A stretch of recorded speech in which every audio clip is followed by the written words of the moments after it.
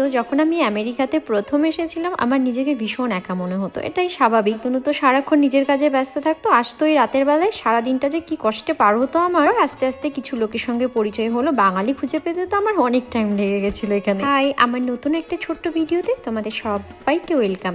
তো আজকে আমাকে যেতে হবে ডাক্তারের কাছে, ওই জন্য অনেক সকাল সকাল উঠে পড়েছিলাম, কারণ আমার অ্যাপয়েন্টমেন্টটা সকালেই ছিল। এর আগেই পৌঁছে যাই আমি এইসব জায়গাগুলোতে। এসে আমি ওয়েট করছিলাম ডাক্তারের জন্য। আমি 3 মাস আগে একবার ডাক্তারের কাছে এসেছিলাম, আমাকে আবার বলেছিল 3 মাস পরে আসতে। দেখানো হয়ে গেছে আর এখন আমি দাঁড়িয়ে আছি অতনুর জন্য, ও আমাকে নিতে আসছে। এখানে ছিল আমার ডাক্তার বাড়ি। যাই হোক, এটা ডাক্তারের বাড়ি না, এমনি বললাম। আর এখান থেকে আমাদের বাড়িটা মাত্র 5 মিনিট দূরে ছিল। আর এখানে যে অ্যাপার্টমেন্টগুলো দেখতে পাচ্ছ, এখানে একটা অতনুর বন্ধু থাকতো আগে। গাড়িতে 5 মিনিট লাগে বাড়ি যেতে, কিন্তু হাঁটা শুরু করলে যে কতক্ষণ লাগবে তার ঠিক নেই। আমাদের এখানে যেহেতু ফাঁকা ফাঁকা, দূর থেকে দূর দূরান্ত পর্যন্ত দেখা যায়, মনে হয় কত কাছে, কিন্তু না, অনেক। তুমি কি রাস্তা ভুলে গেছিলে? তুমি কি রাস্তা ভুলে গেছিলে?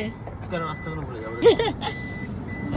তোমার বন্ধুর বাড়ির সামনে তো, এটা ভুলবে। সেখান থেকে অতনু আমাকে বাড়িতে ছেড়ে দিয়ে সেই ইউনিভার্সিটিতে চলে গেল। আজকে আমি শেয়ার করব তোমাদের সঙ্গে ছানার কোপ্তার রেসিপি। এটা আমি অতনুর জন্মদিনে করেছিলাম, যদিও এর আগে আমি অনেকবার করেছি, রেসিপি শেয়ারও করেছি। এটা রান্না করতে আমার ভীষণ ভালো লাগে। ছানার মধ্যে আমি দিয়ে দিয়েছিলাম জিরে গুঁড়ো, ধনে গুঁড়ো, গরম মশলা, তারপরে ঘি, কাঁচা লঙ্কা, একটু হলুদ আর নুন আর একটু চিনি। খুবই সোজা, আর খেতে এত ভালো লাগে, এটা যে কি বলবো, আমার তো খুবই পছন্দের একটা নিরামিষ পদ। হ্যাঁ, বলছিলাম না, প্রথম এখানে আসার পর আমার নিজেকে একটু একা মনে হতো, কারণ কাউকে সেরকম চিনতাম না। আর আমি হচ্ছে ভীষণ মিশুকে একজন মানুষ, মানে লোকজনের সঙ্গে মিশতে, কথা বলতে আমার ভীষণ ভালো লাগে। হঠাৎ করে এখানে এসে কাউকে চিনি না, যাই না, সারাক্ষণ একা ঘরের মধ্যে আমার যে কিরকম দম বন্ধ হয়ে আসতো। আর আস্তে আস্তে কয়েকজনের সঙ্গে পরিচয় হলো, কিন্তু তারা নন বেঙ্গলি। তখন আবার মনে হতে লাগলো, হায়রে, একটু যদি বাঙালি কাউকে পেতাম, একটু মন খুলে কথা বলতাম। পরে আমি বাঙালি লোকজন খুঁজে পেয়েছি এখানে। মেন কথা হচ্ছে, নিজেকে যদি কোনো কাজের মধ্যে ব্যস্ত রাখা যায় না, তাহলে এইসব নিয়ে ভাবার কোনো সময়ই থাকে না। তো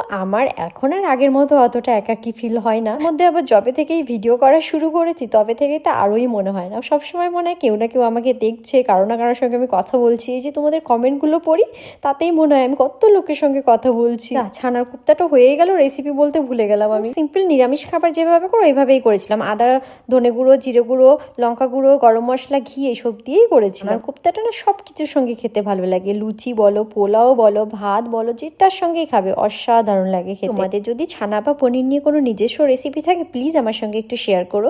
একদম সন্ধ্যেবেলায় চা বানাচ্ছিলাম, কারণ অতনু বলছিল চা খাবে, তাও আবার 1 কাপ না, বড় বড় 2 কাপ। দেখো, আজকে একটা ইজিপশিয়ান ফ্রেন্ড আমাকে এই বাকলাভাটা দিয়েছে। বাকলাভা খেতে আমার খুব ভালো লাগে। তো এই ছিল আজকের আমার ছোট্ট একটা ভিডিও। তোমাদের কেমন লাগলো জানিও। সবাই খুব ভালো থেকো।